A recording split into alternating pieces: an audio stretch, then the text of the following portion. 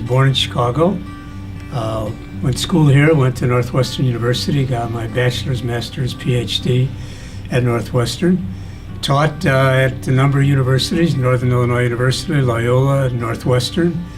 I was elected State Superintendent of Education for Illinois, and then elected State Comptroller, and then went to Washington as Undersecretary of Education.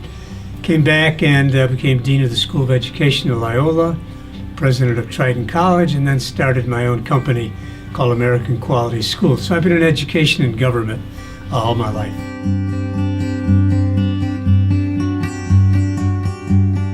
I'm a historian by training, and we all grow up and we think we have questions that we'd like to ask our parents, and then they pass and we never ask them. And there were just a lot of little hints I got from my dad when I was growing up about his life. He was born in Greece, came here in 1923, and it always intrigued me about his life. What was he like? What were his aspirations? What did he want to do? If he didn't come here, what would he have done?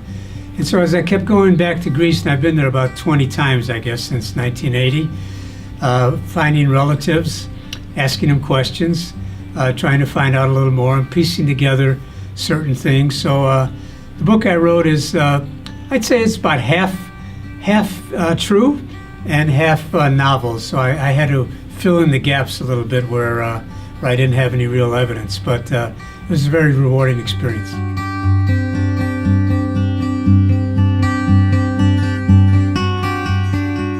Well, I think probably the most intriguing find, I guess, about my dad was that before he came here, he was about 20, 21, 22 when he came here. Obviously, I always wondered, did he have any girlfriends there? He must have had somebody, over there. So I actually went to try, and I found out that he did. And I tried to find the lady, but unfortunately she had died, but I did meet her son. And her son did tell me that his mother did talk about my dad. And but it was an interesting kind of find, because you don't think of your parents in that way, you just don't think that way. But there are a lot of things I found out about Greek history that I didn't know about in terms of, as I said, the movement of people, when people came there, a very unique dialect they speak in my dad's hometown called Tsakonika, which historians and language people have traced all the way back to the Dorians. The Dorians were a group that came down from the north.